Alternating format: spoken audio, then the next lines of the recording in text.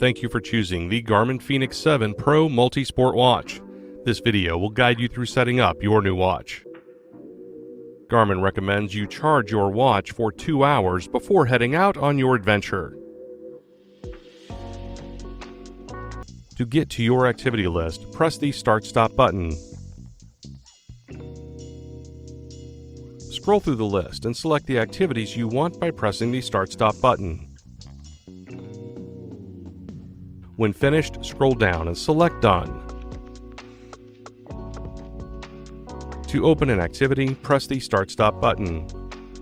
Once your watch has acquired a GPS signal, press the Start-Stop button to begin your activity. And that's it. Your Garmin Fenix 7 Pro is now set up. To learn more about your watch, please see our other videos or visit support.garmin.com.